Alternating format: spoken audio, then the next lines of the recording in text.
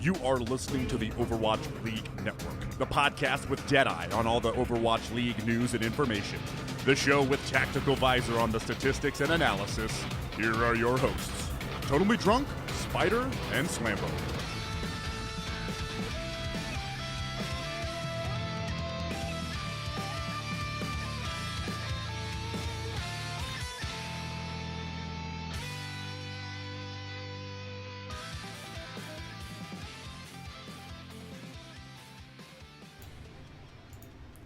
What is up, guys, and welcome back to Overwatch League Network, the podcast with Deadeye on all the latest Overwatch League news, information, and esports analysis. I am your host, Totally Drunk, and tonight on episode 90, we'll be discussing the latest news that hit the Overwatch League. We'll reflect on the wild introduction that was Rollock for Stage 4 Week 1 in our post-game discussion, and look ahead to Stage 4 Week 2. Now, before we can jump into the news and introduce you to my co-host, let me just take a moment to thank everyone who is hanging out with us tonight on Twitch for our live show, and of course to thank all of our repeat listeners out there. So joining me tonight, as always, is my co-host Spider, and Spider, what an interesting week it has been. We got to see a couple of major upsets, some teams surpassing expectations, some teams not living up to expectations, and really everything and anything kind of in between at this point. But how has this past week been treating you? Oh, it's been a crazy week, man. I mean, not just in Overwatch, but in real life. But in Overwatch, I mean, it's been crazy enough to just spend, I don't know, like the next hour and a half, 2 hours to talk about, because it was fun to watch. I mean, 2-2-2, we knew there would be big changes, and there was big changes. I mean, it's hard to understate what we saw this weekend, because I don't think most of us really understood what we saw yet. We saw, teams like the Gladiators look phenomenal, and then look terrible. Mm-hmm. We've seen teams like Paris, who we thought would kind of suffer under 2-2-2, do really well. And then, the steadfast at the top Titans and Shock still hold true to, being top in the league. So, I mean, it was an interesting week, and I can't wait to break it down. I mean, plus, we got this guy. We got the new hero last week, which we tried out. We played. I'm working on the video so that when he hits live, we'll have our, Sigma in under 4 minutes, and then we'll do our Sigma deep dive. So, it was a whirlwind weekend, man. What about you? How was your weekend? It's been a lot of work on the website, so I spent some time kind of updating the layout, getting things situated there, so it's not just a bunch of plain text for the links. But I had some issues with some of the plugins that I was using, and I finally got those issues fixed, so everything is running as it should.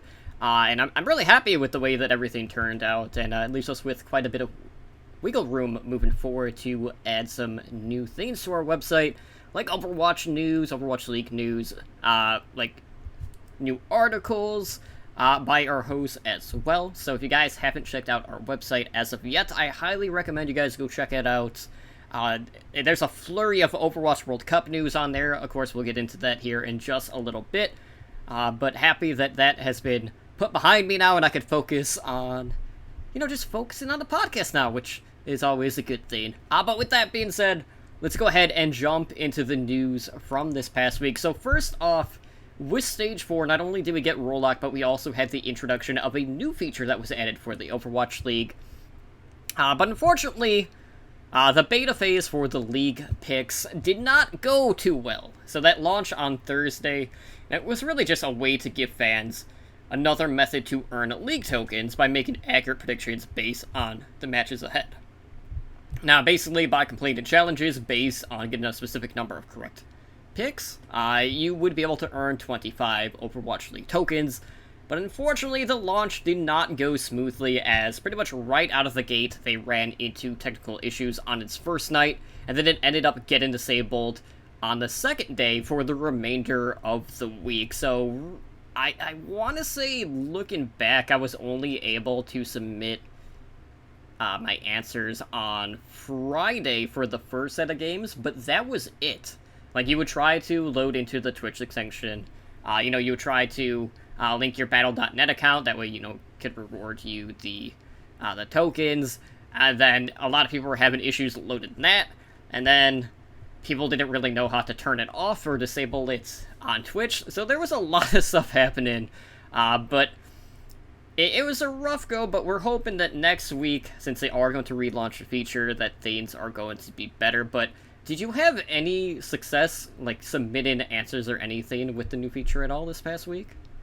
I'm going to go with a big old fat no, because I actually didn't get to watch the games live Friday or Saturday. So I had to go back and watch them. I was at the Weeb anime convention over the weekend, so I had to go back and watch it. But I did hear about the technical difficulties, and it doesn't really surprise me, because if you remember when like the actual tokens first launched, there was difficulties there too. I mean, we still have difficulties with those from time to time as well.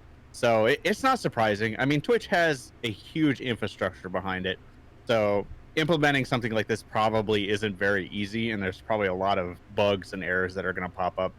But with that infrastructure comes, Amazon support money. So I'm sure they will get this rolled out, because it is something they really hyped up, and it's a really bad look for it to not work. So I imagine by this coming week we'll see a much higher success rate, I would hope, from this. But it is a little sad, because I was excited to try this, and obviously I kind of knew going into it I wouldn't get to try it the first couple of days. But to come back, on Saturday, night into Sunday, I was just really disappointed. So that it got, shut down. But it happens. At the end of the day, we're all 25 tokens poor at most. So. We'll see how it goes this week. Like I'm still excited for it, but if they have troubles this week, it's going to be a much harsher criticism for me next week, especially since that's the field I'm in. So I'm gonna have some stronger words for them. But first week, I'll give them the benefit of the doubt. Yeah, the most important takeaway at the end of the day is the fact that Edinar did not get more answers correct than everyone else. Because nothing went through, so there is that. So we can't hang that over everyone's head, unlike some other things out there. But anyways, as I mentioned earlier, there's been a lot of Overwatch World Cup news today, as the countries had to submit their rosters today. And I know on our website I posted all the lineups for the top 10 ranked countries, which you can find. So that would include teams like South Korea, Canada, China, France, United States, United Kingdom, Australia, Sweden, Finland, and rounding out the top 10, you had Russia, who I think kind of delayed their announcement. I haven't checked since, I started streaming earlier, whether or not they've submitted theirs as of yet, but we do have 9 of the 10, but not all of them have been finalized, so some of them are the 12-man roster, which, again, they'll have to cut down to 7. So, kind of looking at the field, obviously South Korea being the top-ranked country, seeing as they haven't lost a World Cup yet. Looking at their hopefuls for this year's World Cup, we have a really stacked DPS potential. So they have 5 DPS listed. So you have Architect, Carpe, the K, Haksal, and Nene. For tanks, we have Mono, Choi Hyo-bin, and Janu, with the support line hopefuls being Animo, Badojin, IDK, and Kariv. So, Spider, I don't know about you, but I feel like regardless of who gets selected, even if you were to take, the top 5 to 10 players at any position, that South Korea would still be favored at the end of the day. I mean, just look at that lineup, and that lineup's missing names. That's the sad part. If I had to pick, an Overwatch League team, it would be comprised of these people right here. It's hard not to say that South Korea is going to be the heavy favorite. I mean, even if they cut, obviously have to cut it down to a 7-man core roster and then have the backups. I mean, even if they went with the lesser, I don't want to say, we'll go with less popular picks, which would probably be Nene and maybe Architect. Those are still phenomenal players that have amazing versatility. If you look at any of the 3 tanks, Mono, Choi Hyo-bin, and Janu, obviously you're going to pick Mono. Mono's going to be your main tank.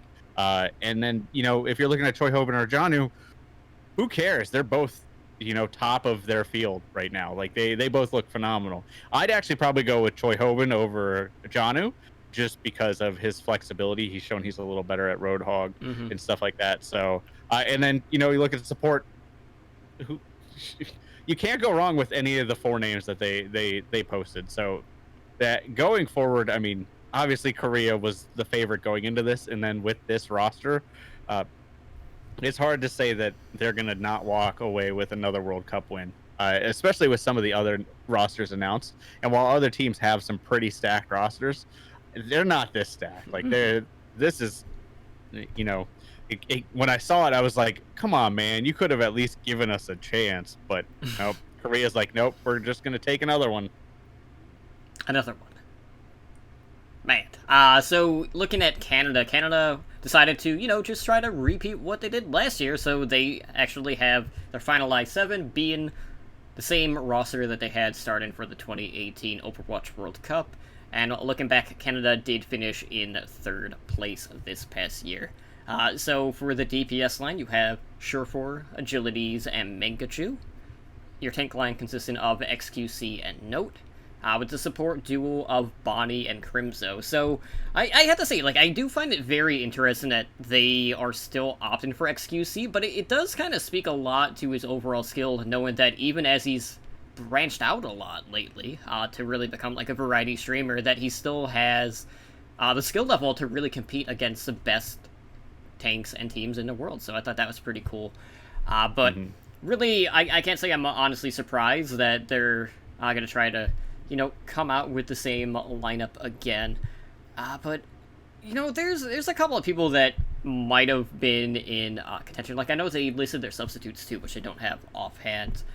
But Shane was on there, I know. Yeah, Shane for the other main tank option as a substitute was good. But what would you say are your expectations looking at the field with Canada so far? I'm actually pretty stoked to see Canada play again, because they've actually been putting out some of their scrims, and obviously it wasn't just with this Core 7, it had some of the tryouts and stuff like that as well. But they look really good. I mean, the only thing that worries me about Canada is actually just the joke I made in chat, and I'm worried about their off tank. You need some flexibility, and Note, while he has shown that he has the capability to play other heroes, he hasn't quite wowed us on anything outside of Diva. So that worries me a little bit. But, adding Surefour to this roster, which they didn't really play him that much last year, they kind of settled for Agilities and Mangachu. I think that adds a lot more firepower to this roster. So I think this roster could do well. I'm more curious to see, like I said, how the front line shapes up. To XQC, as much as we rag on him and stuff for his craziness, his crazy man persona, he is a phenomenally talented player. I mean, just speaking to which, like you said, he became a variety streamer. He actually dropped Overwatch for a time, and then he came back and he grinded it, and obviously they think he's good enough to be main tank still.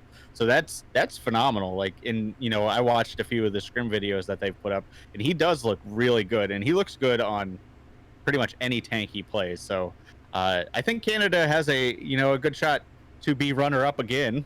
I don't think they'll take it. I still don't think they can beat Korea at this point, but it's a solid team. It's just that off tank position is still the one thing I'm worried about. Yeah, we are going to jump around a bit. Looking at France, they actually have 6 DPS hopefuls. Actually, it's 7. So just looking at this DPS lineup that they have to choose from, you have Leaf, Kagasi, Hardest, Suna, Askin, AKM, and Soon. That is a loaded field. I feel like Soon in this meta has definitely been one of the surprises that we saw in this past week. He was definitely popping off, so I'm assuming he's going to be a lock on that front. Poco is another safe bet. They only have 2 supports listed, so you already know that their support duo will be Hip and FD God as well.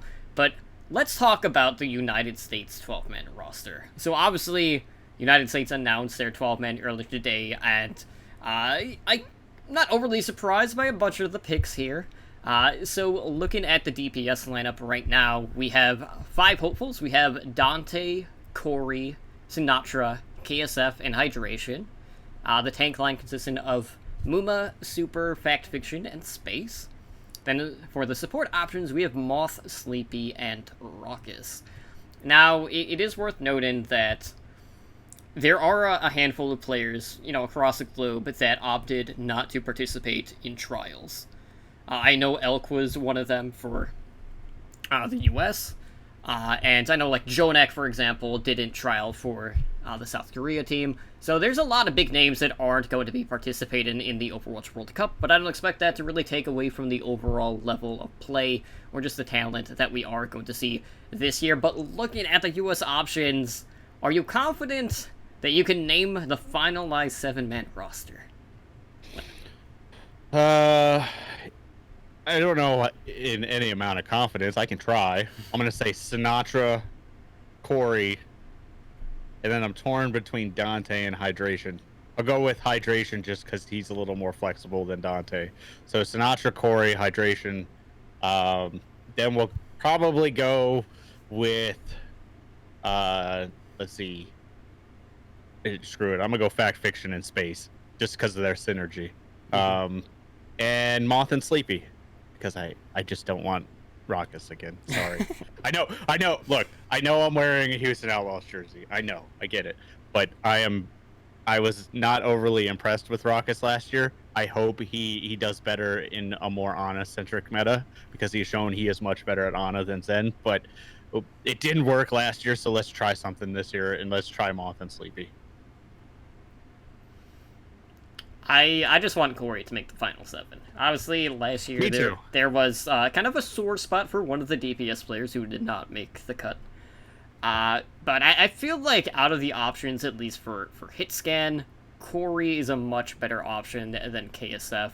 And, if we're looking at Sombra play, I know Dante is more of a specialist, but you do have more flex options with Sinatra, so I'm assuming Sinatra is going to get the nod on that front. Plus, he's kind of in the MVP run-in this year as well for the Overwatch League. And, it's important to note, too, Moth and Sleepy did play together at one point for the Shock, so maybe that's going to give him the nod. But I feel like the flex support option for the US is always the one that gets the most disdain for whatever reason. Like, do you go for the better Ana player, or do you go for the better Zenyatta player? And I do think Sleepy has seen a bit of fall-off this season, so I don't know if that's kind of, like, evened out across the board, but for the US, obviously a lot of us are going to be a little bit more vocal about this, just because a majority of our listeners are from the US, but it's one of those situations that I feel like at the end of the day, it doesn't matter who they pick, someone is always going to have flag to kind of just throw, regardless of who they select. So it's a damned if you do, damned if you don't kind of situation, but I do think I would probably... I honestly would start Muma over Fact Fiction in that situation, but outside of that, I'd still keep the 6 that you had listed. Yeah, I was between Muma and Fact. The only reason I kind of went Fact Fiction is because he already has the synergy with Space. So that's kind of what made me lean that. Honestly, of the 3 main tanks, all 3 of them are good options. Super is my least favorite option because I feel like he tilts and this team does not want to deal with that. Muma is a solid choice. Fact Fiction is... I think Fact Fiction is a solid choice. I kind of also like Fact Fiction because he could have that redemption arc because, he played 2 years ago. So that would be cool to see. But all in all, like, I'm not disappointed with the 12-man roster. The disappointment will probably come when they announce the 7-man roster. But we'll deal with that when we get there. Yeah, other than that, I do hope that we get the new Washington Justice tank duo for Team Sweden this year, because I know Lolsish and Olivelt are both in the run-in there. And, Finland was one of the other teams that did announce their 7-man roster, and right now they are ranked 10th overall. So looking at the DPS trio, we have Davin, Ricky, who is on Clockwork Vendetta, and then you have RCK as a DPS option. Tank line, you have LH Cloudy and Zapis, with the support duo being Maza and Shaz. So, obviously, like, the RCK on the DPS line is probably the biggest eyebrow raiser, but it's important to note, RCK does spend a lot of time on Sombra, and he has this year, not to mention the fact that he really came into his own as a Genji player before he started to flex tank, so it's not just well, why is he here? He does have a purpose on this roster. But at the end of the day, I want to see Davin have a breakout performance. I want to see him in the Overwatch League, because he just seems to be that one castaway that has just not made the jump as of yet for whatever reason. Yeah, Davin would be the one person that I hope gets a lot of playtime in the World Cup, because I think that would really help him to get picked up. UK's roster, actually, they have their 12-man roster. That one looks pretty good too. And I don't want to sleep on United Kingdom like we did last year. They still have Kib as DPS, even though he's more of a Roadhog player at this point. But overall, they have Boombox, Funny Astro. Like, Funny Astro could really make a name for himself here. And Tank, I fully expect Fusions to be their main tank again. He did so well for them last year that I can't see him not playing. Beyond that, there's nothing real surprising. I mean, China announced their roster. There wasn't a whole lot of a surprise there. I mean, China has basically the same problem Korea does. They just have a plethora of talent that they can run. So not much to really speak about there. Obviously, you have to expect Gooshway to do really well because he's the Goosh, and he basically carried them last year. So it's at this point, I'm more excited to see what the non-top 10 teams are bringing. Japan announced their roster, and Japan was always one of the standout ones for me to watch because they played a little differently than everybody else. Like, they basically play full-on aggression all the time. Like, they're like, oh, cool, you're spawning and we only have 3 people. Whatever, we're going to try to kill all 6 of you. It doesn't work for them because obviously they haven't broken the top 10, but it is hella fun to watch. So, I'm curious to see what these Blizzard-sponsored teams are going to be bringing to the World Cup this year. So, this is basically what we have to look forward to outside of the season. So I'm getting more and more hyped as the season goes on because I know this is like our next big thing. Right on. Plus, we have like the Gauntlet coming up as well later in the year, as well as other contender stuff that is happening.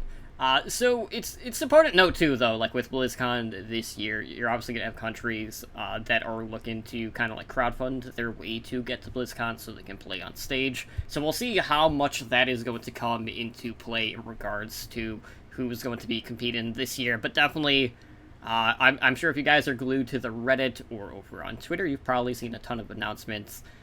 So we'll probably talk about the finalized US roster on our next show. Or maybe even on Here's the Die this Wednesday, so stay tuned for that. Now, moving on, we also have voting officially opened up for the Overwatch League 2019 MVP. So with this, you had the general managers from all 20 of the Overwatch League teams. They nominated 5 players who would look to vie for the title of Most Valuable Player. Now, fan votes do count towards 25% of the final vote, so with the other 75% kind of being divvied up based on like the Overwatch League, like caster talent, the analysts, coaches, all of that fun stuff. But we do have the finalists. Your 5 finalists are 3 tanks, 1 DPS, and 1 support player. So we have 2 players from the San Francisco Shock. So we have Sinatra and Super. We have 2 players from the Vancouver Titans in Twilight and Janu. And then the 5th option is Gooshway from the Hangzhou Spark. Now, Spider, I'm sure you already know who I voted for based off of prior conversations and how much I hype this player up in particular. So you know who I casted my vote for, but who did you cast your vote for the MVP this year? First of all, I am highly upset that they chose Janu over Siemens-Su. He is the way more important player for the Titans up to this point. Second of all, they didn't put Haksal in there, who was also a very important player for the Titans. He would have been my vote if he was in. Exactly. But my core vote was still Twilight. I still think Twilight is been like a key component to that team doing so well. So my vote went to Twilight. And I'm not upset that it's going to Twilight because he was kind of my pick the whole time, even though I knew how good Haksal was. Mm-hmm. Now going into stage 4 and watching Haksal just obliterate teams with Dragonblade, it might have swayed my vote towards Haksal just because that is fun to watch. 13 times in a game. But you know, I went Twilight. Like, obviously, I know you went to Gooshway. I mean, that's basically who you've been talking about every show for a year at this point. So that's not a surprise. But what I am surprised about is it seems like the fan favorite is Sinatra. Like, Sinatra, you know, was tearing up the charts. So I'm curious to see, you know, where it ends up. Obviously, I'm gonna push you to vote for Twilight because A, I want to see another sweet flex support skin. But B, beyond that, I think Twilight, you know, is one of the people that deserves it on this. I mean, I think they all deserve it, but I think Twilight deserves it the most. I feel like fans are voting for Sinatra because they know the next time the Shock face off against the Titans, the Shock are going to lose. So they're trying to give them a win. Soften the blow. Basically.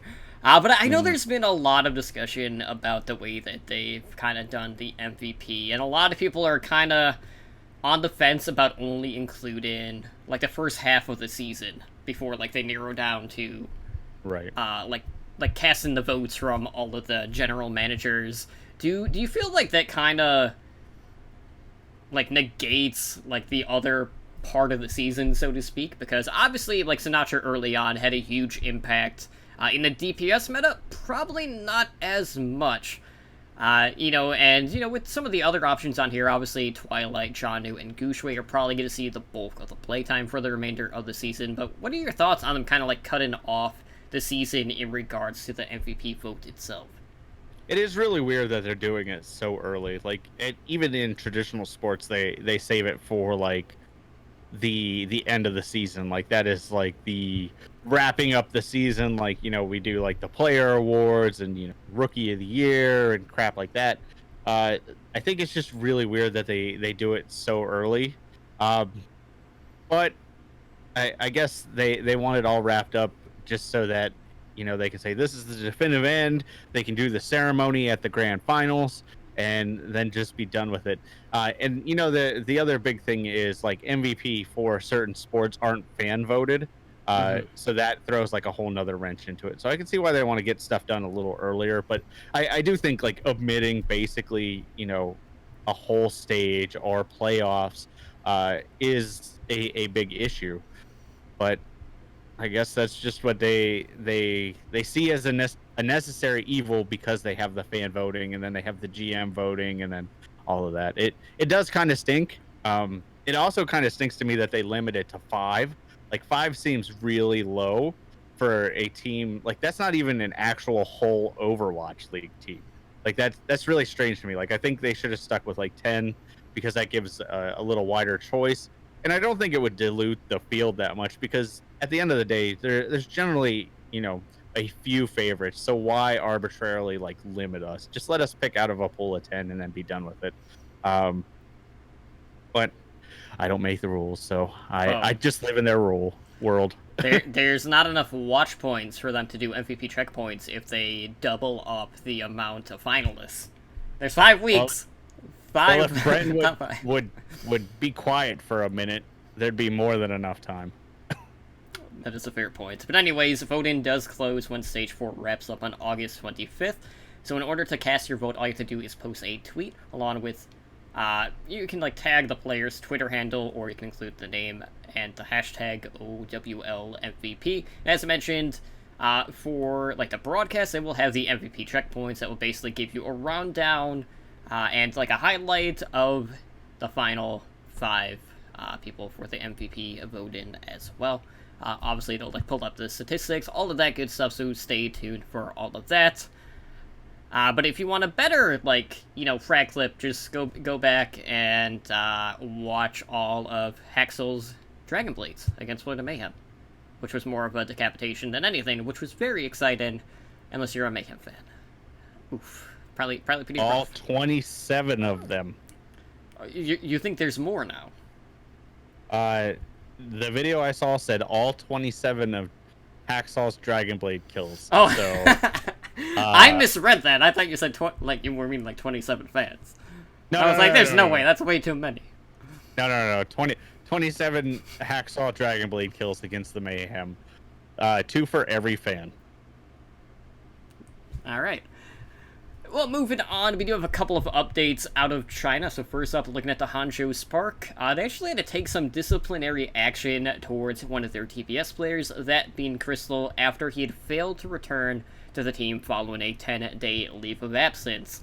Now, Crystal had left due to a family illness and was expected to return to the team on July 15th. Now, the team had said that, over the past week and a half, they had not received a request from Crystal for an extension of his leave. And due to that, they basically gravely warned Crystal, and they fined him 3 times his salary for those absent days that he had without permission from the team. Now, I know Crystal kind of told his side of the story, saying that his visa reapplication had been delayed and wasn't improved until July 22nd, and I guess he didn't know, he needed to ask the team for permission to have a longer leave of absence. I don't know if it's just because, Crystal is very young that he just doesn't quite know how LOAs work, but that's definitely how I read it. But there was a follow-up tweet from Hangzhou Spark. I wish I had it on hand, but are you talking about after the match? Yeah, the one that was after the match that they said Crystal miscrims. Yeah, I have that because I want to talk about that. So that tweet goes, match lost, sad face. Crystal, our DPS misscrims, flustered face. Gushui was targeted the whole match, cry face. Spark laughed at for our terrible English, skull. Any magic about to turn it back. We tried, knock on wood. Okay. First, if you don't want to be made fun of for your bad English, hire a translator. You are literally an anime company who translates anime. You can hire an English translator to do your Twitter. It probably will cost you next to nothing to your bottom line. But that is the dumbest part of this. That has no bearing on this at all. That's just a pet peeve. You have the money to fix that. So I saved the strong words earlier for this specific situation. This was a really bad look from the Spark. I get it that Crystal screwed up, and I do not condone what he did. But Crystal is 18. He's probably never had a real job. He doesn't understand this. He is definitely on that edge where I give him the benefit of the doubt. I am 35. I understand how a real job works. I understand how leave of absence works. I get it. But when you're dealing with an 18-year-old who plays Overwatch for a living, he doesn't get that. And if he's having family problems, that is the last thing on his mind. And if he was really having visa issues, the team should have known about it. So that to me says somebody isn't telling the whole truth. And it could be a lost in translation thing for sure. Obviously we've established their translations are not great. So that is a problem. But Spark airing this on Twitter seems like a last line of, we can't get a hold of him, so we need a last ditch effort. I get that. Okay, it's not a great look. It's not the best way to go about it, but I understand the Spark side of that. But it's still a very bad look from the organization, because a lot of Spark fans were like, dude, he's having family problems. He's 18. Right. Sure, he deserves to be punished. He deserves to be fined. I will not refute that at all. He deserves punishment for this. But to go out and criticize him on Twitter is not a good look for the organization. And then when you lose, to blame him. Now, I get it. They're trying to come off as a funny tweet. And, that I can see where they thought this would be cry face, emoji, whatever, bullshit. But it's still a bad look. It basically throws him under the bus again when he's already been punished. So this was a really bad look from the Spark, and it put me in a really it put a really bad taste in my mouth, because I really liked the Spark.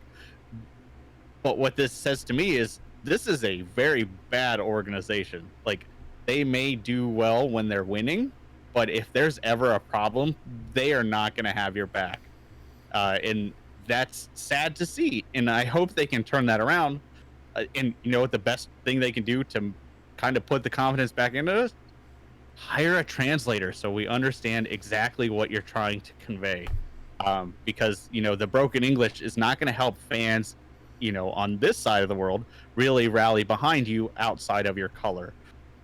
So I was really upset by the Spark by this. And, I was upset by Crystal because, obviously you should kind of tell your employer if you need more time. But like I said, he's kind of on the fringe where I give him the benefit of the doubt, and it's just kind of a crappy situation. But yeah, this is not a good look from the Spark. And like I said, once they threw him under the bus, I was like, oh, I may crap on Dallas for like their team, but they have a good org. Like they have a good org behind them, and most teams do. Like, and that's when I start to have problems with the teams. Like if you go back and listen to the previous episodes, like the reason I like rag on Florida so much is because I really don't like the org behind Florida. The reason I ragged on Shanghai a lot is because I didn't like the org, whereas now they've fixed that problem, so I can kind of get behind them. Like I'm all about supporting the teams that treat their players and treats their fans well. But once you kind of like, I don't know, I could rant about this for hours. Maybe I'll make a video on YouTube about it. But yeah, needless to say, this was not a good look for the Spark. Yeah, and it is worth noting too, Crystal did not make the final cut for the Chinese World Cup team either. So I don't know if like this had anything to kind of like play into that.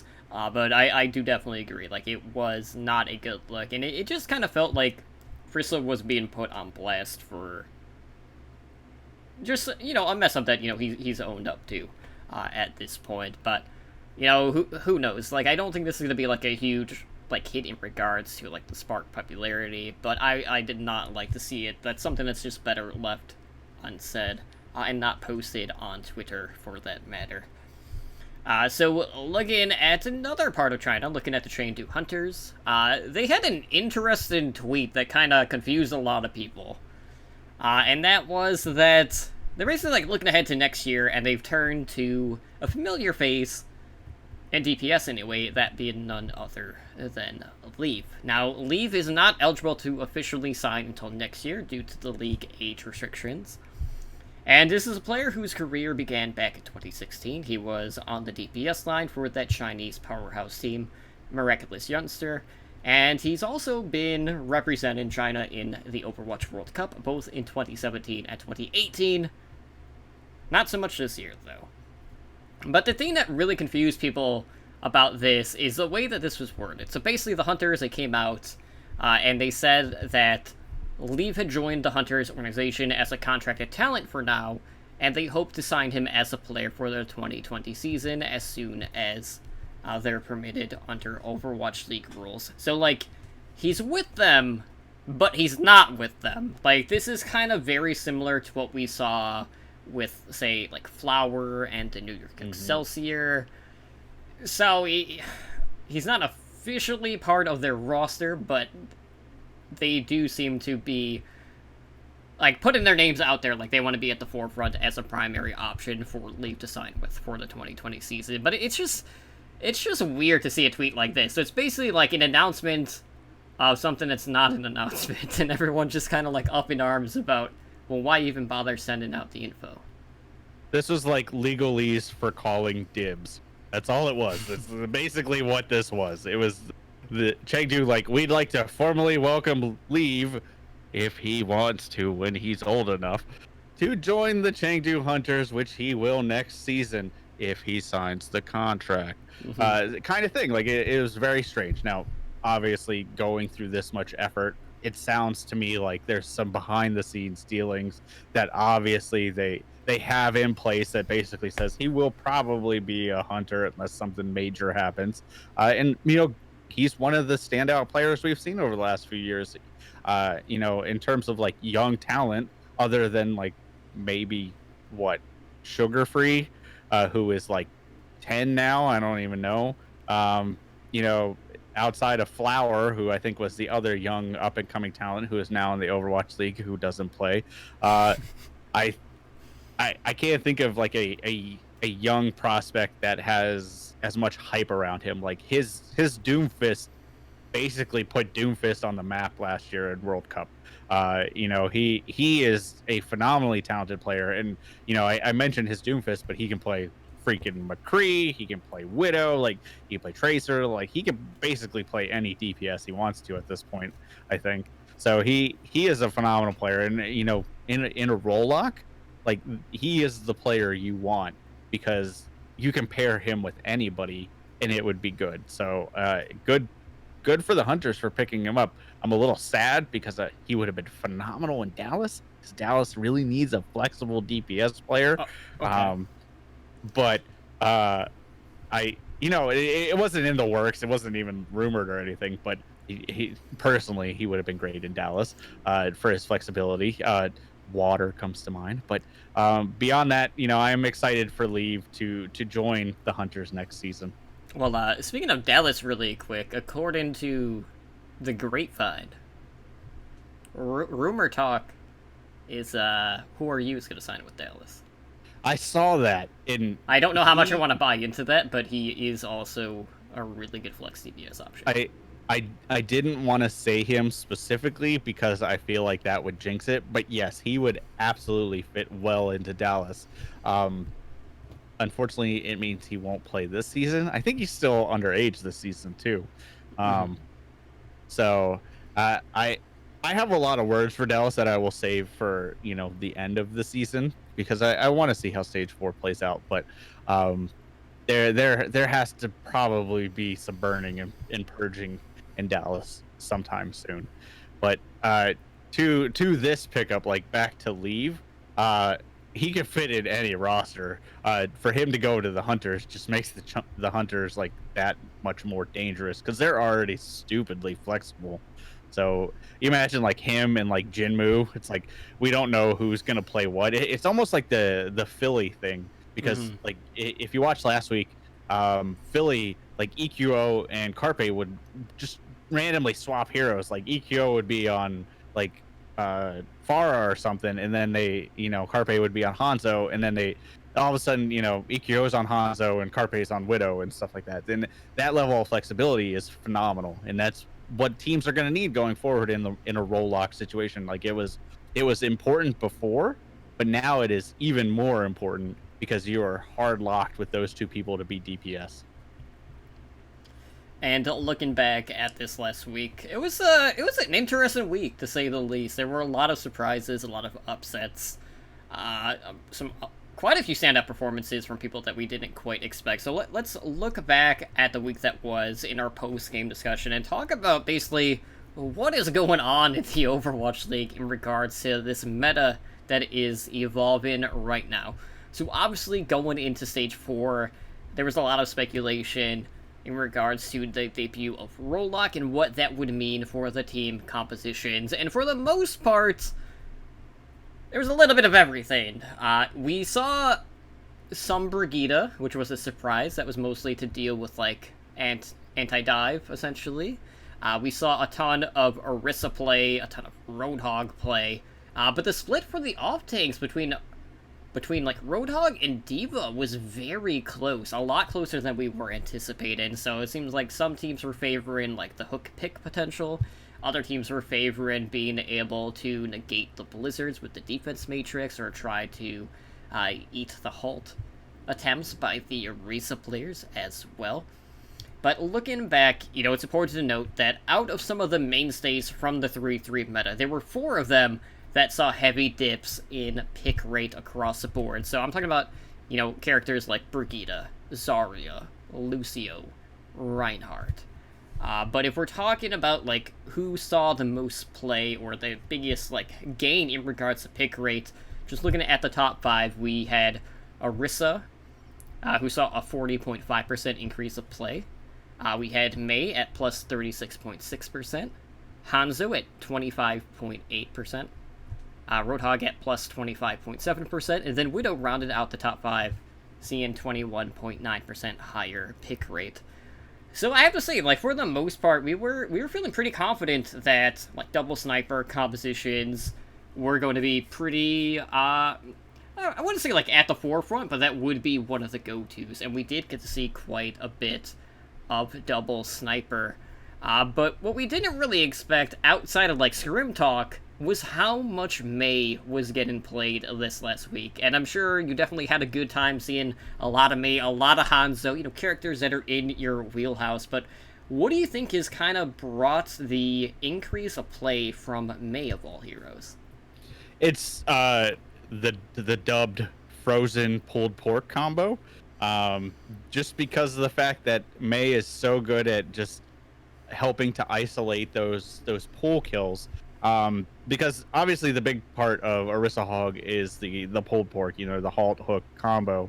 But May just adds to that. So typically what would happen is if you halt hooked it like an Orisa or a Road Hog or something like that, and you don't have the May, it is hard to finish that kill, and it kind of puts that Road Hog right in your face so he can do more damage. Whereas with the May can wall him off, stop him from getting heals, and freeze him out of his take a breather. So it just helps isolate the bigger targets if that's who you hook. So the halt hook was always about just creating easy picks. The problem with it is when you halt a mass of people, it's hard to really pick a target who you're hooking. I mean, sure, if you're hooking two people, you can kind of aim left or right and hope you get that one. Mm-hmm.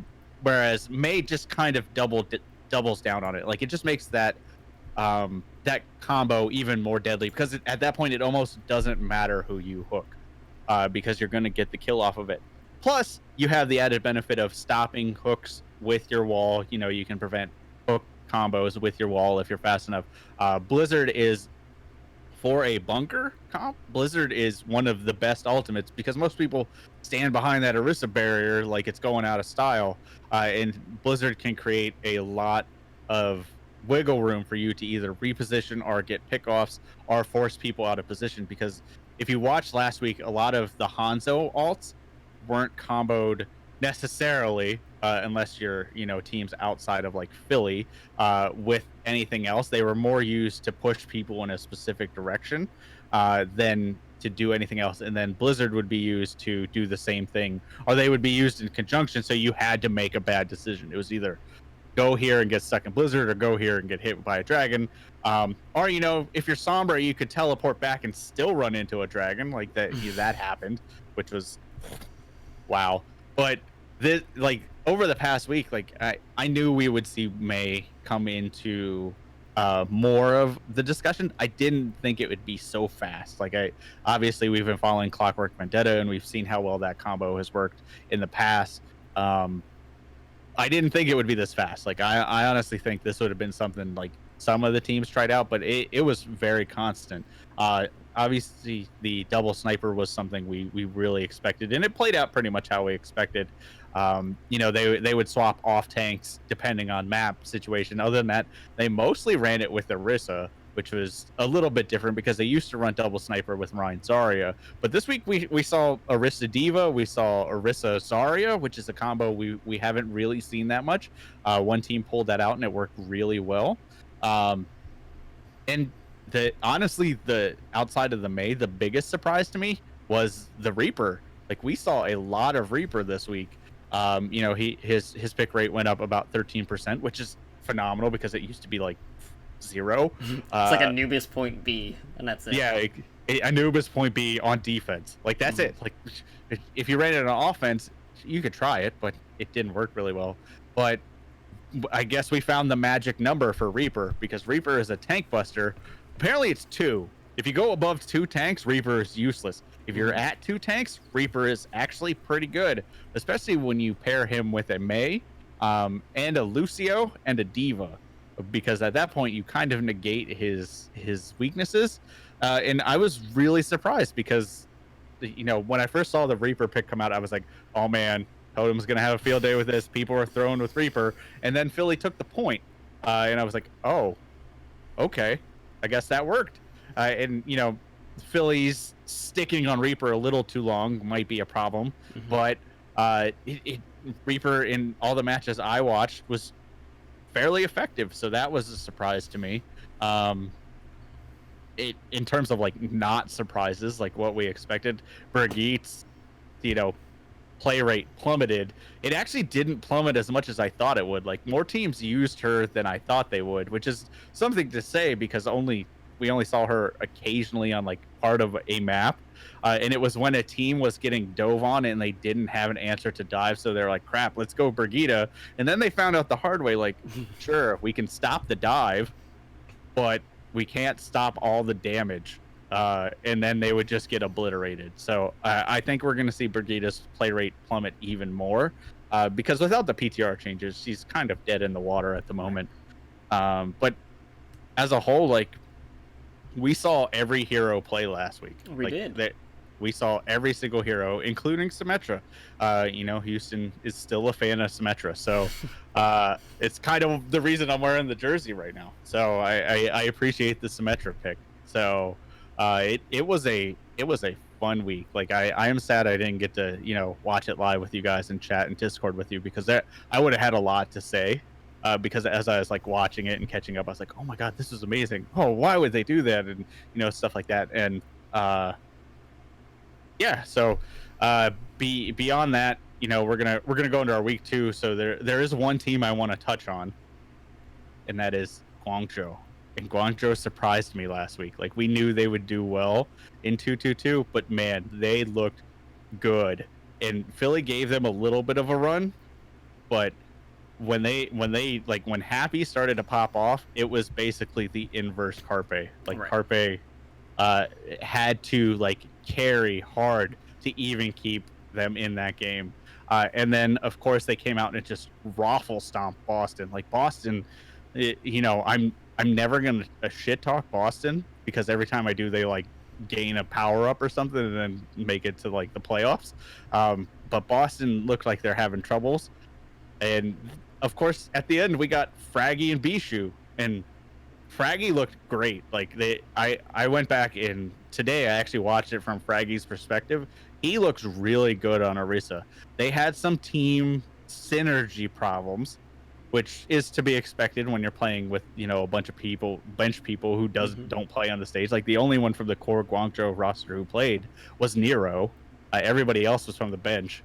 So you have to expect some nerves, some jitters, and some team synergy problems. Like, there was certain points where May was throwing up a wall that was literally blocking their team from doing stuff, which was like the quick play strat, which I know Totem really hates. Yep. But that happened a few times. But in terms of like Fraggy and Bishu, they both look like they didn't miss a beat. Like, Fraggy looked honestly better than I think most of the points he did in season 1.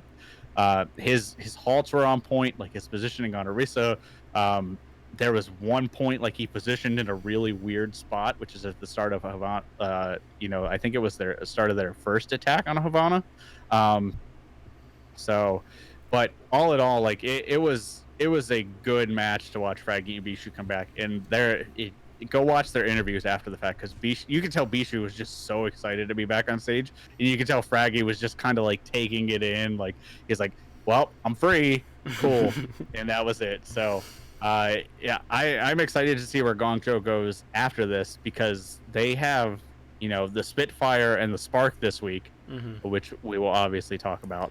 But after that, they don't have that hard of a schedule, so they could be looking at a solid playoff run. But I was impressed by Guangzhou. Like, out of all the games I watched, those games were the ones that stood out to me. Other than, what was it, there was one game that lasted like 3 hours or something, and I had to like skip through parts of that. Crap, I can't remember which teams it was now, because I watched like I basically just sat and watched them all in a row. But I was like, God, how long is this game going? It was like 28 points or something. It was ridiculous. Yeah, so Guangzhou, I mean, knee-jerk reaction to me looked like a top 5, top 6 team this past week, which I was not expecting. Yeah. I thought they'd kind of like middle out, but they were definitely a huge surprise on that front. And Bishu and Fraggy got some of the biggest crowd reactions that we've seen for quite some time when they appeared on stage, which was really nice to see. Now, going back to May really quick, one of the other added benefits to running the May in like the ice fishing composition, or whatever 20 different iterations of the name they came up with, is the fact that when May does the ice wall, not only are you isolating whoever you hooked in, but you're also getting the extra benefit of making sure that the Orisa protective barrier isn't taking damage as well. So the uptime of Orisa's shield is actually substantially higher due to the Mei as well. Now, I'll be honest, like, initially when I saw the Reaper picks, I was like, okay, what's going on? But it seemed to be very consistent, and I feel like a lot of the reason behind why we did see such a huge uptick in Reaper play, which was up 12.5% this past week, is the fact that, when, we still saw a lot of Sombra play this past week, and Reaper, not really affected by Sombra's EMP as much as opposed to some of the other DPS, so, you can just still walk through people and just continue to shoot them. And not only that, but you do have the burst potential against some heroes that are very prevalent in the meta, so like we still saw a good amount of Hammond, a good amount of Doomfist, Orisa Hog, obviously. And, when you have someone trapped in close range against Reaper, his viability shoots through the roof on that front. I know outside of that, I was starting to see a pretty severe drop-off from the Pharah play. Pharah dropped 28.7% in regards to her pick rate, and I felt like a lot of that was just due to the fact that we did see a huge uptick in, like, Widow and Hanzo play, so I wasn't too surprised on that front. But, I was expecting to see a bit more, like, Widow Pharah compositions, or even, like, Sombra and Pharah, which we did see a lot in these triple DPS compositions, not so much in the 2-2-2. But at the end of the day, probably the thing that I was most excited to see was Genji play. Genji, granted, it wasn't like the most picked DPS this past week, but it did see an uptick of 9.2% in his pick rate. And we gotta talk about Haksal. I mean, I don't know what they're feeding this kid. But it didn't matter who he was going up against. Like, everyone knew Haksal was gonna come out and play Genji. They knew the Dragon Blade was going to happen. And he could not do anything. There was no answer. It didn't matter what happened. So while dive compositions weren't necessarily, like, back to the forefront, Haksal had made huge impressions this past week, especially in that match against the Mayhem, which, as you mentioned, he did record the second highest Dragon Blade kills ever in the series at 27. And he was averaging about 10.9 Dragon Blade kills per 10 minutes. So let that sink in. Just... That's MVP numbers right there. Yeah, I guess not. I will say that Hacksaw statistic too. He did it like he was on track to outpace the most Dragon Blade kills, and he was only a few off, and he had done it in like 20 minutes less of playtime. So that's actually phenomenal. Like, he would have outpaced the most Dragon Blade kills in a match easily had Florida been able to stand up a little longer. Like, that was basically it. The problem was he was getting them so fast that the matches were over too quick. So with that being said, knowing that Vancouver's kind of like all in on Genji, how do you feel like that's going to do in the grander scheme of things? Because you have to assume at some point people are either going to spread out better, or they're going to look to shut down the Genji, maybe with like a McCree flashbang. Do you feel like the Genji is something that the Titans can rely on throughout this stage and moving forward? I mean, I think the bigger question is, does it really matter? I mean, the Titans can honestly do whatever they want for the next 4 weeks, and they'd still be fine. So I think styling on people with Genji as their primary gameplay, if they have something else in the plans, like if they have other strategies or comps that they can play, which we know they do, we've seen them play them. So I think just relying on Genji and doing a little bit of flexing while it's working, sure. If they don't want to deviate from it, I don't think it's going to hurt them that much. Like I said, we've seen them play other compositions that would fit into 2-2-2. So I don't think it's bad to lean on the Genji so much, especially when they have the talent that they do. And I mean, we haven't even talked about the force of Hureg, the best DPS in the league. I mean, he came out and made a statement on Widowmaker, and then disappeared back into the rafters. Wherever Hureg goes to sit on the bench and take teams to championships. Like, I don't know. But man, he came out and he he looked great on Widowmaker. So I honestly am not worried about the Titans at all. If they are a Genji one trick team, I don't think anybody in the league has the capability to stop him. They may be able to slow him down, but the Titans have too many other weapons at this point. Like it's crazy to think that a team going into a limited role lock is less limited almost. Like at this point, they're basically like, cool, now you're more limited than we are because we can basically play whatever we want. So yeah, I'm not that worried about him. I am curious to see if anybody can actually stop Haskell on the Genji. Like that is a question that I am highly excited to see the answer to, because he was playing Genji into compositions that no sane person would play Genji into. Like you're like, okay, cool, we're gonna play Genji into like an Orisa, Roadhog, Brigitte, Reaper. Like there was just situations where you're like, okay, and he's gonna dive in with Blade. Oh, and he got 5 kills somehow. How they had like all the CC in the game? Like how did that happen? Like I don't know. Like maybe it's just a Florida thing. So we'll see going forward. But at this point, I am curious to see if anybody can actually stop Haksal. Yeah, it's just crazy because looking back, the only other performance lately that it kind of reminded me of was like Sparkle's Doomfist in Last Contenders Korea when they didn't drop the map. Exactly. It was just that definitive of an answer to anything that was getting thrown their way, and we're not used to really seeing the Genji play, so when it comes out like this, it's definitely a treat. And I know a lot of people were kind of like snarking on like the commentary build-up of the Dragon Blades, but you know what, in that composition it was for a good reason. And besides the point, like every time Haksal would do something, the Titans would always turn to him and just like show him praise immediately, because it was all eggs in one basket and it paid off.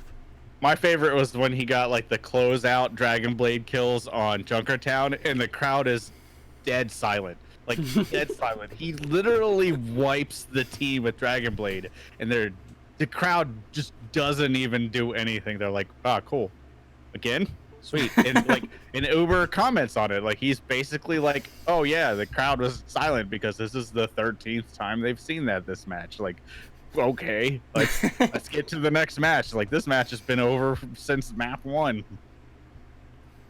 Gotta love it. And there's part of me too, like anytime I see Hurek come in, I was like, guys, you're doing it wrong. Hurek is supposed to stay on the bench. It's how you guarantee the championship. So we'll see whether or not that's gonna jinx the Titans. But you know what? Hurek came in, he popped off, and there's a lot of people who just outright forget that he is on that roster. So to see him come in and perform the way that he did was nice to see. Now, in regards to teams that I was not thrilled with this past week, let's talk about 2 of the playoff contenders that went 0-2 this past week. So I'm talking about you, Philadelphia Fusion, and also my soulmates on the Seoul Dynasty. What the hell? Like, I for sure thought that the Fusion would come in, running double sniper, looking very good. Carpe EQO had highly been considered one of the top DPS duos in the league. That was true for last year as well. And we didn't really get that. Like, sure, they were in. We didn't really get to see, like, the Kib on the Hog that we were expecting. But then again, like, we didn't really see a lot of the DPS players convert into Roadhog outside of, like, Hydration, I think, was, like, the only one, now that I think about it. He was the only one to play something out of the norm. Yep. Which, by the way, the Gladiators are very polarizing right now. That's another thing. So you have Gladiators who come in, they just crush New York. And then they lose to Houston. Like, well, Houston took that match because they 900 IQ'd them and kept Dante in the whole game, which they didn't expect that. So completely by accident, by the way, to Houston's part. That's how Houston wins. But yes, I agree with the Gladiators. Like Gladiators, the Gladiators at this point live and die by their DPS. Like there is no carry potential for their tanks. As good as Void is, he was relatively quiet. And of course we saw Hydration on the Roadhog, which was okay. But yeah, The Gladiators live and die by their DPS. So if their DPS are not popping off, you are going to see a Houston game. If their DPS is popping off, you are going to see the Gladiators versus New York. Which New York was actually kind of a surprise to me because they looked kind of lost. Like you would think that all the build up, who's the best 2-2-2 team? Of course, it's New York. Stuff like that. And then they came out and looked very lackluster. Like it seemed like they had a game plan, and then the game plan didn't work, and they didn't know what to do after that game plan. Like it seems like they prepared like one step in advance and thought we're the best 2-2-2 team, and then kind of hit a wall and we're like, oh crap, what do we do now? It's very strange for a team as coached and talented as New York. And I'm sure that's not the way it is. Like I would never say that an Overwatch League team goes out with one strategy, and if it doesn't work, they they fold, brain fart. That's obviously not realistic, but that's how it looked. Like that was the eye test to me. But yeah, Seoul was a little disappointing. I give Philly a little bit of slack. Like they look like they have problems, and they are kind of in the same case as the Gladiators. Like they live and die by their DPS. But they played to map 5 twice, and obviously for the first time this season they lost map 5, and then they went on and lost map 5 again. But they were very close games, and they were against teams that both looked really, really good in 2-2-2. Like Chengdu looked really good in 2-2-2 as well. So I need more from Philly before I really start criticizing them. Gladiators, I just don't know. Like I don't know what happened there. And Seoul, they had a tough week, so same thing. Like I'll give them the benefit of the doubt. And Seoul did by no means looked bad. I just think they need a little bit more adjustment period. Like Seoul has always been that team that has the really talented players, but seems slower to adjust than other teams. Like they're not quite like Atlanta this week really surprised me because like they came out and they were like, oh cool, 2-2-2. We've been basically practicing this and losing games because we were practicing this for 2 months type of thing. Like they looked really good against the Spark. And then of course there's the Spark, which we talked about earlier. So like I said, this first week was really polarizing. And as a Seoul fan, you are right to criticize Seoul, just like I will criticize the crap out of Dallas. Like Dallas looked great that first map, and then I don't know. It's like the team shit the bed and decided not to play anymore. Like they look really bad the rest of the series, like bad. Like when our power rankings come out later this week, I don't know where Dallas will end up, but I can tell you out of the hosts that I've seen, I actually rank Dallas the lowest as the Dallas fan. So that's how disappointed I was in my team. I definitely put on like the dad pants. I'm not mad, just disappointed. So yeah. The second week I'm really excited for because I knew the first week would be an absolute like crapshoot.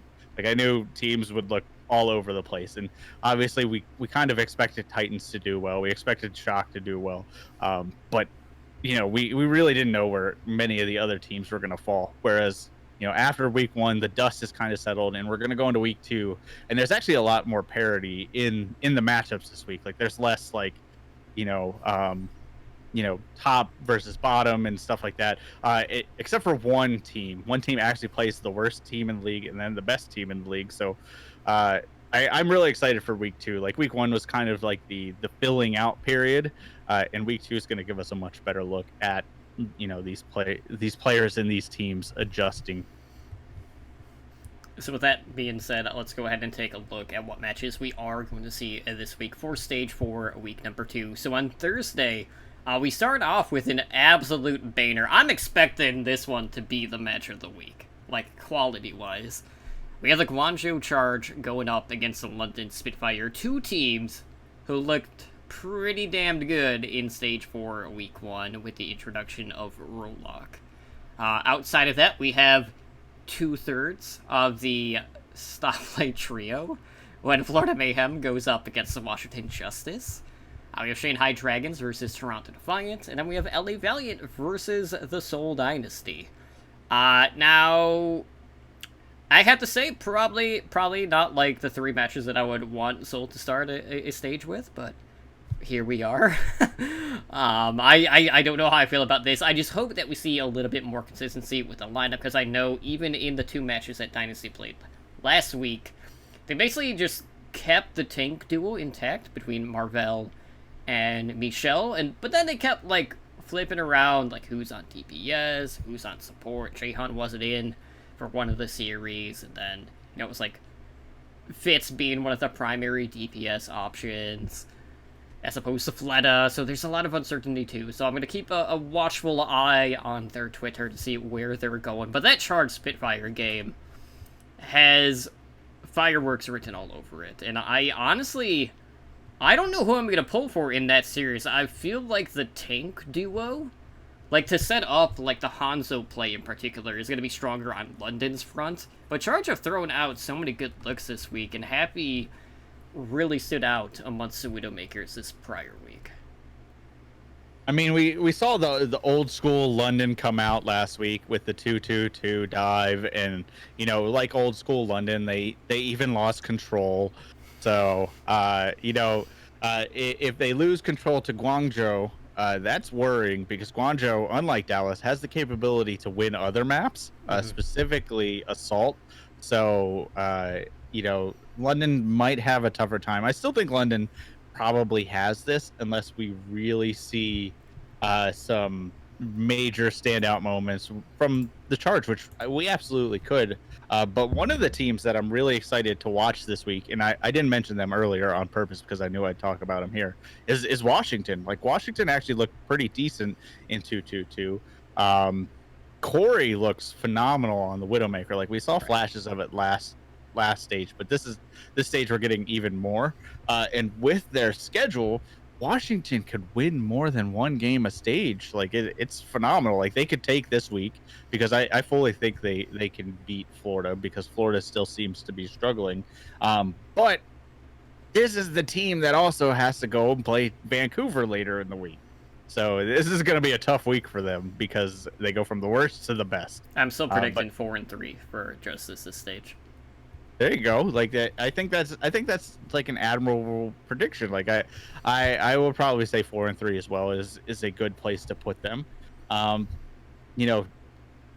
Dragons versus Defiant. Sorry, I really like rooting for the Defiance players, but they're having some troubles, so I can't see them taking it over the Dragons. And then Valiant versus Seoul. Valiant look a little bit better. I'd hate to say that, but I would probably say that one will go 3-1 to Valiant, unless Seoul, figure something out, because I think Seoul has the tools to be good at 2-2-2. I just think their coaching seems a little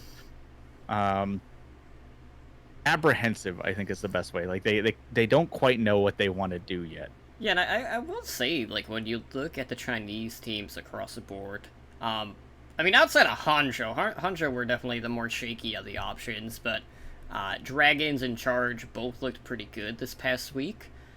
Dragons kind of screwed a lot of people in Fantasy Overwatch League during their second game, because a lot of people assumed that it would be Dane and Diem again, and then they just basically brought Yunjin in for, like, all the maps, which I know a lot of people weren't happy with. And then, we also got to see Izayaki play for the Dragons in the first game for the Dragons as well, and then got subbed out in their second set of the week. So we'll see whether or not they're going to keep kind of like splitting the time when, these teams are playing 2 games. But like if it's a 1-game situation, I'm assuming Dragons are going to stick to their core roster. So I would not be surprised if Luffy just comes in to play Toronto. But, with games that are more of a gimme, it does kind of lead to more experimentation in regards to the lineups as well. So who knows, like, maybe this is a situation where we could even see Gaguri come back in, as she did see a little bit of playtime as well last week.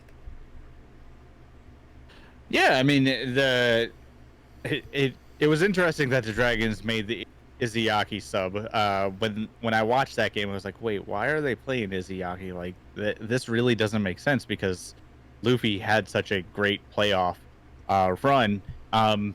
maybe it was just to see how he would do on stage on the team, and he didn't look bad. Like I honestly think he looked better with the Dragons than he did with the Valiant. He still has his positioning issues. He still has a few alt timing issues, but he looked good. Obviously they didn't win that match, but bringing Luffy back in for the second match against Seoul, it looked like they didn't miss a beat at that point. Like they basically looked like they did during their playoff run. So I'm curious to see what they do going forward. I don't think. I guess I should say I agree with you. Like I don't think we're going to see a lot of Izayaki unless there's certain cases where they either think he's going to be a huge advantage or they're just not that worried about it. So I'm curious to see what they do with the DPS more so, because the Youngjin choice really took me by surprise too. Like I was like, oh, they're kind of sticking with Ding and Diem because they run that Pharah Widow and just corral people into death. But the Youngjin took me by surprise. So I imagine that he is going to be more of a like map specific pick at this point. Like I think they're probably trying to develop some strategies specifically for him. For Doomfist. Right. So I still think they're one of the most dangerous teams in the league. Like I don't think 222, even though they kind of lost their 3 DPS comp, is like hurting them that much. Like I think it's just a transition period, and I think outside of the Titans and the Shock, they were one of the teams that took the transition the best in terms of teams that are already high up in the standings. So moving into Friday, we start with the New York Excelsior facing the Paris Eternal. We have Houston Outlaws versus Philadelphia Fusion. Chengdu Hunters versus the LA Gladiators. And then we have one of the Chinese wars between Guangzhou Charge and the Hangzhou Spark. So I have to say, like, Paris last week, outside of Guangzhou, probably the biggest surprise team. I know kind of going in, we didn't really know what to expect from the DPS duo of Soon and Shadowburn, because the last time we got to see them play DPS definitely left a lot to be desired. But Soon just came in and he really popped off. Shadowburn was a little bit more inconsistent, but across the board, Paris did play up more than we were expecting them to. And, New York still seems to be like the Korean team that adapts slower than the norm. So I don't know if, like, I think it's still too early to tell or to throw out, like, the main narrative with, New York when it comes to adapting to metas or just not deciding to play to it. But I feel like with New York, it's primarily revolving around the fact that it's kind of like a carousel, so to speak, with their Widow play. They have all of these options, and they don't know who they're going to pony up with, basically. Like, who knows who's going to play the Widow on any given situation? I sure as heck don't know. But I'm confident it's not going to be Flower, and it's not going to be Pine. So, that knocks two of them off right there. But still too many options on that front. So I'm expecting better things from New York in regards to this one. Outlaws versus the Fusion is going to be another very interesting one. I'm expecting the Fusion to come out on top of that one. But Outlaws were a team that I felt like would be pretty good in this meta. We'll see how much they're going to rely on like the Widow and Junkrat play, or if they're going to, flip Jake around a bit more often, maybe to Pharah. But, Pharah did see a huge decrease in play, so I don't know if that's going to be the right pick. But, the Hunters Gladiators game is probably the one that has the most intrigue for me. Just because, one, we have the wildcard Gladiators team, and the Hunters, I was not expecting them to perform at the level that they did this past week. And out of the Chinese teams, I don't want to say that they look the best, but we don't really know what to expect from that tank duo when Wrecking Ball isn't the primary option. Yeah, I mean, this is the day of answers for me. Like, how bad is New York? How good is Paris? What the hell is going on in Houston? Is Philly that good or bad? Like, every match on this day is going to answer a core question I have about Stage 4 at that moment. Like, obviously, Spark are a big question to me. Like, first, who are they going to throw under the bus if they lose? But second, can they adapt? Because at this point, here's the funny thing. Like 6 weeks ago, if I said Guangzhou were playing the Spark, everybody would have picked the Spark.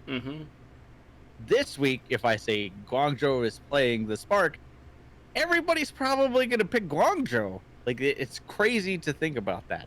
So, this is a great day of Overwatch. Like, this is going to answer so many questions. In terms of, like, Chengdu versus the Gladiators, that is definitely one of the big ones I want to watch this week. Just because you're going to need to see step-out performances from the Gladiators tank line. Because we know Chengdu can bring DPS firepower. And we know, obviously, that the Gladiators have the capability to do that. So it's going to be outside of that role that are going to make the difference. And Chengdu has showed us, even when, Wrecking Ball isn't there, they haven't looked quite as flashy, but they've still looked good. Like, they still look serviceable, and they've still created the space. Like, they've basically done their job well enough to not stand out, which is what you want to do if you're not making flashy, over-the-top plays. You don't want to become a target where people are like, oh man, I can't believe Fact Fiction, shattered that console and stuff like that. Like, there was none of those moments from Chengdu. Like, they looked good when they weren't on the ball. So they obviously look better when they are on the ball, but that's just the saying when you're on the ball. Sorry, that was a really bad joke, and like I said, it's late. But Houston Philly is like my match of the day, because I hyped up Houston last week and they let me down one game. they brought it back. And Philly went to map 5 both games. So I think you were pretty tough on them earlier. And I am still tough on Philly, because they are absolutely that team that will crater out of nowhere. Like, we don't know what is going on with them. They'll shoot up and destroy everybody when Carpe's like carrying them up that hill.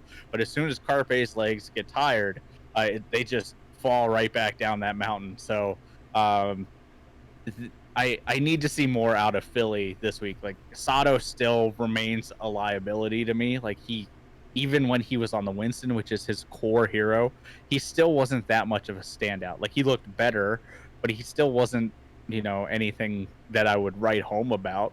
Like, I would still make the case that they probably would have been better off with Fraggy had they not traded him. So I'm curious to see how that plays out. And I want to see Houston do well moving forward. Because they have a tough road to get into that play-in tournament, but they're still technically in it. And this is going to be one of the key games that kind of decides that fate of how much help are they going to need. And if they can take a win here, and if they can do it decisively, that will help them that much more down the line. Now, it's still a long shot. They still got a big uphill battle, but this is a very important game for them in terms of playoffs. Yeah, and looking at the Spark really quick, it is important to note that looking back at last week, they full committed on dive, primarily. And there were a lot of situations when Gushui was on the Winston. And I remember, this is definitely more true on Anubis compared to, any other map that we saw him play. He would dive in, he'd try to get on the high ground, at the choke point. And then he would just get completely obliterated on the engage, and it happened time and time again. So if I'm the Spark, I would not try to rely solely on dive compositions. And who knows, maybe we'll see Crystal back with the team. Maybe not, but having Adora in there doesn't leave you with as many options for their DPS looks, and that was a huge boon for them this past week. But I'm not feeling confident in their chances against the Charge on Friday. Moving into Saturday, we have Atlanta Reign going up against the Paris Eternal. You have Florida Mayhem going up against London Spitfire. And of course, you got your Dallas Fuel taking on the LA Valiant. And then we cap off the night with a battle for California, the California Cup. The Shocker are holding it down, and they're going up against the Gladiators to close out the night on Saturday. Alright, so I'm not expecting too much from the Mayhem versus Spitfire. I will note though, last week was an interesting one for the Mayhem. We got a couple of surprises. You know, we got to see our first look at Gargoyle for them. They also played Rain. We got like 3 new players showing up for Florida Mayhem, so we'll see whether or not there's going to be more roster experimentation for their starting 6 on that regard.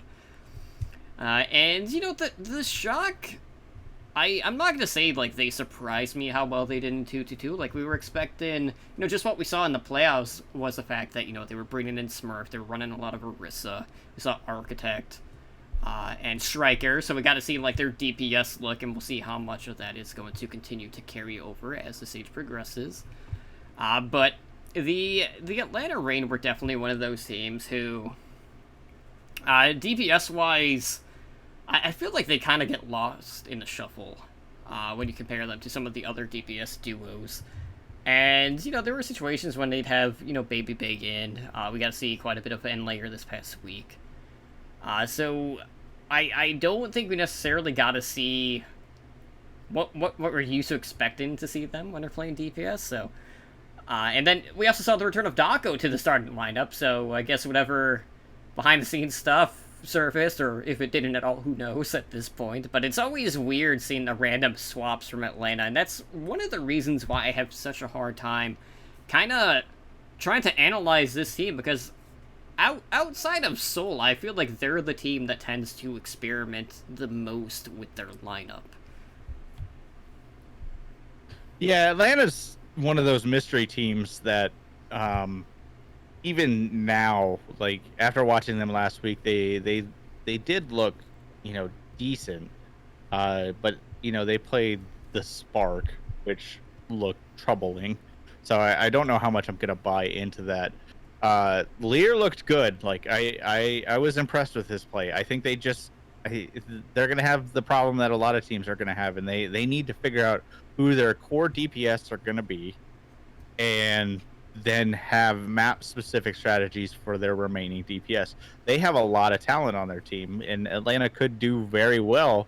I fully expect them to do well this week. Like I think they have the capability to go toe-to-toe with, you know, Paris and Houston. But they need to answer their own questions first. Like they have to figure out their own strategies and stuff like that going forward. Florida versus London. You know, I'm not worried about that one at all. Dallas versus Valiant. I am going to say Valiant are going to take that one because I am still worried about Dallas. Like I don't know what is going on there. I do know that they should play more Taimu.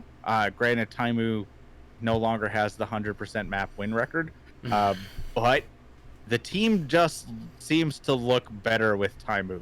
Even when it was Trill instead of OGE, they looked better. Like they seemed a little more cohesive at that point. When they took Taimu out and were playing Zachary and AKM, the DPS just didn't look in sync. Like their targets selection was bad. There's a lot of core problems with this. And I actually that was the other game I went back and watched in, you know, the replay viewer was the Dallas game. And I have been one of the big people to not just harp on Zachary because I think there are core fundamental issues, but I think Dallas's DPS problem stems a little bit from Zachary at this point. Like he just is not doing what he needs to do. And, you know, maybe there's a transition period and maybe he can get to that point. But he is not the answer for Dallas right now. And he is not the only problem. I think AKM is a problem as well. But you got to start from the bottom and work your way up. So I think the first DPS that needs to go is unfortunately Zachary. I love Taimu, but he has to be a little more consistent, and I need to see him more before I really rate him. But this may be a case where Dallas needs to just drop their DPS and start new. You know, Who Are You is a good choice. There are some other strong choices out there, and there are some strong bench possibilities that they can pick up in the offseason. But Dallas right now, I don't think has the tools to deal with the Valiant. Like Valiant just have too many options, and they looked too good. Honestly, the only matchup Dallas wins, I think OG is a little bit better of a tank than Fact Fiction, but Fact Fiction has way better support and way better DPS behind him. So, and there's the huge Gladiator Shock game. Like this is a big deal because Shock obviously haven't really missed a beat in 222. In Gladiators, we don't know what the hell they're gonna do. So I want to see the Gladiators put up a good fight against this because that'll give me a little more confidence in the 222. They kind of put themselves on a pedestal last week and then kicked the pedestal out from under their own feet. So they need to put that pedestal back. And if they can pick up a upset against the Shock, they will be in the discussion for a top 222 team at that point. And you can kind of just write off Houston as a misstep. Every team is going to have those games. Or if you're New York, you're going to have two of those back to back when you play Atlanta. But every team could have those games. But right now, I can't give them that benefit of the doubt because I haven't seen enough of them. And right now, they're just a polarizing team. So Gladiators versus Shock is my match of the day that day for sure because I really want to see the Gladiators pull out an upset. Yeah, and it's a hard schedule this week for the Gladiators because, like, looking back at last week, I chalk the misstep, so to speak, to the Gladiators more so that they all did on preparation, more so on New York as opposed to Houston, and it bit them in the ass. But I don't know how you even divide the attention this week, and you face like teams like the Hunters who have looked good on 2-2-2, as well as the Shock, who are in a similar position. So it's not gonna be an easy week. There is potential that Gladiators could come out going 0-2 this week as well. But moving into Sunday to cap off the week, we start with the Atlanta Reign going up against the Houston Outlaws. Got Philadelphia Fusion versus the Toronto Defiant. Vancouver Titans face Washington Justice for their one match this week. For Vancouver anyway. And we have the Chengdu Hunters going up against the New York Excelsior. Okay, Spider, so Titans only play once this week, and it's against Washington. So all of their prep time, all of it, whatever amount it is going towards the Justice. If I'm Corey, I'm shaking at this point, because you know what's coming. It's gonna be the dive. Yeah, I mean, this is a chance for Washington to say, hey, maybe we're not that bad. Like, I honestly do not think that Washington has a chance to win this, but I think they can make a statement with this game saying, we do have some talent on our team. And I think Corey's going to be the one who has to do it because I think Corey, if he can come out and put out a solid Widow show, can make a statement that they have a future on this team. In terms of Vancouver, like, who knows? Like they Haksal's just gonna blade them all down. Like we fully expect Vancouver to win this one. But like I said, this game is gonna be fun to watch because there's no bearing on anything out of this game, and that's kind of exciting to think about because the teams can do some really dumb stuff. Like they could do whatever they want at this point because Washington's already out and Vancouver's already in, and map wins or losses at this point for either team really don't matter. So it's going to be fun. This is going to be a fun game to watch. I fully expect it to kind of go down like the Florida game did, but I think Washington has the capability to at least stand up a little longer so that Haksal can break that Genji Blade record. Like that's basically what I'm getting at. And then we end the week on Chengdu versus New York, and I think that is a good game to end it on because I think we're going to get a good answer for New York. They already will have played Paris at that point. Obviously, they should probably be a little more worried about Chengdu than Paris. But who knows? Like this is where we are in sandbag territory at this point because you have to remember that New York is also already in it. So they are well past the play-in tournament. So as long as they don't rest on their laurels too much, I think they should fully be practicing 2-2-2, because even though you're in the playoffs at this point, you really need to start working on your strategies and you need to start working on your team dynamics. So hopefully that dreaded S word for New York doesn't come into play. And they can take a win off of Chengdu, because that also puts a little puts a little damper in Chengdu's sales, because they're also ones that are trying to make a play for that play-in tournament. So I think that's a good match to end on for the week. Atlanta versus Houston. Okay, like I I I I think that will be a good game and it will answer some of the questions for me, but it doesn't have a whole lot of bearing on anything outside of maybe the lower end of the play-in tournament. But I don't know. And then Philly versus Toronto. If Philly lose that one, they fully deserve not to be in the playoff. Like 100%. Like that. If they lose to the Defiant, which by the way, Defiant went 5-2 and then have only won 2 games since then.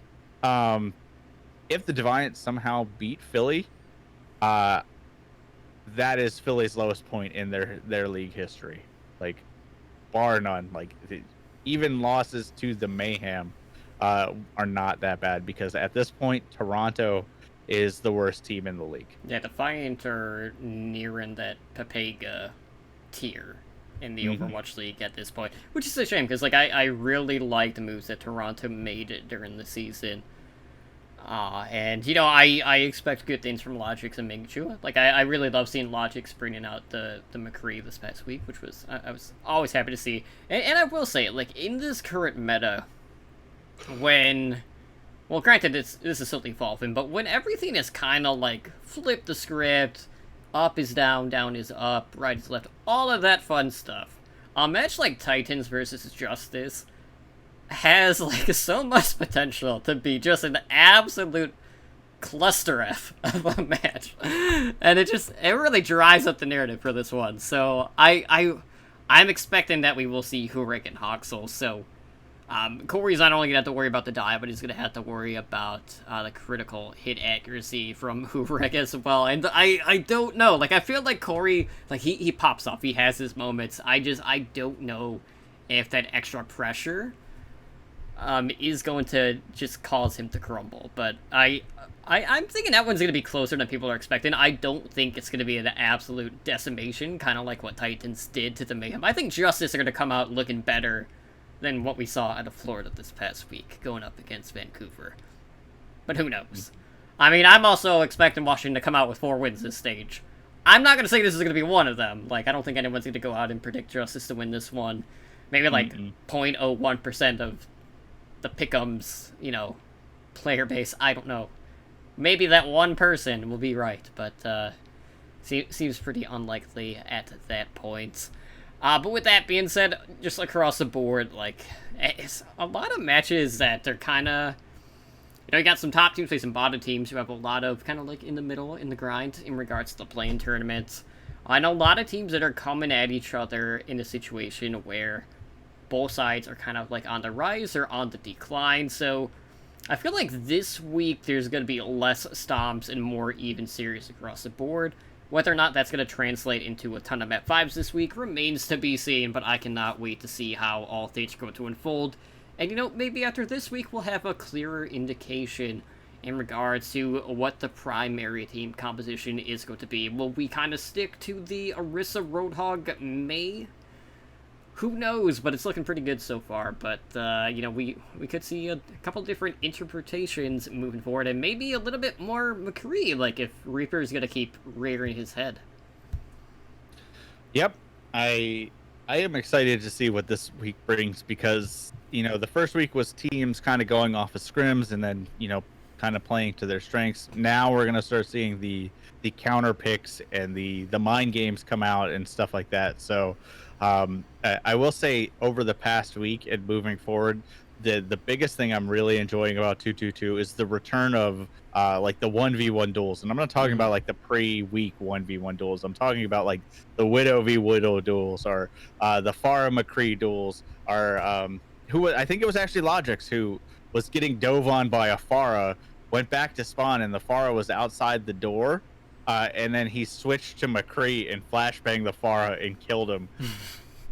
And then the Mercy came down to try to res the Farah, and then he did the same thing to the Mercy. So, stuff like that is fun to watch. Like as much as I enjoyed the team play aspect in the minute, plays of goats and 3-3. These 1v1s are what makes Overwatch fun to watch. Like, watching Happy, grapple in to try to take down Carpe, and then Carpe, grappling up, and Happy doesn't know where he is, and then just getting domed is amazing. That's the kind of like, next level stuff that we like to see. And watching Maze outsnipe a freaking Widowmaker on the stage is something that I've dreamed about, because that's one of my favorite things to do in the game. Is like, oh, you got a scope, I don't need a scope, I have a foot-long icicle that's going to hit you in the face, that kind of stuff. So I have really enjoyed the 222, and as much of a lead-in as there was to this, I do think this is good for the league, and if anything else, gave us 2 hours worth of stuff to talk about. So hey, I'll take that. Not to mention the duel between Dragon Blade versus the world. Dragon Blade versus anything dumb enough to stand in front of it. Basically. Yeah. My absolute favorite Dragon Blade out of anything was the one on Anubis, where they were like, all right, they're gearing up for attack, and then Haksal just dives in with the Dragon Blade, and they're like, attack's over, map's over, sorry. And they're like, cool. The Titans basically just said, nope, you don't get another attack, because we're just going to delete your team. And that was the attack. Actually, thinking back, that was the attack where he dove right in the middle of a Roadhog and a Brigida, and they both just looked at him like, oh, crap. Oh, our team's dead. Okay. So, Haksal he's pretty good at this game. Like, I don't know. I think somebody should pay him to play this game, because he definitely is pretty good at it. I mean, it goes from like the best Brigida player to being at the forefront of Genji play. What will he do this week? Stay tuned to find out. But with that being said, guys, we are going to close it out for tonight. So if you guys want to help us out, the best thing to do, of course, is to go leave us a review over on iTunes. We are always looking for feedback or constructive criticism. It's been a long day, guys. And we're just looking for ways to improve the show, to make for a better listening experience for you guys. If you'd like to find additional Overwatch-related content, be sure to check out Overwatch Recall, where you can find a podcast directory for all things Overwatch, Overwatch League, Path to Pro, Fantasy Overwatch League, kind of like everything in between there on our website. And then every Sunday night, we do the Weekly Recall, which is a listing of all the prior week's podcast episodes, all in one nice place. So keep up to date with that over on our website, as well as on Twitter at OW Recall. Now, if you would like to show some support for our podcast network, there's a couple things you can do. You could throw us your Twitch Prime subs over on Twitch if you are a member of Amazon Prime. That costs you absolutely nothing. And then you can get our network emoticon. You can also subscribe to us normally on Twitch, which is, $4.99 a month? Something like that. Yep. Which is, still a pretty good deal, and you get hours of entertainment or hours of arcade shenanery as well. But I will say, as soon as roll lock gets implemented to the main game, I would imagine the stream uptime is going to see a pretty big uptick across the board from us, because we are all loving it, guys. Like, we cannot wait. We played Sigma.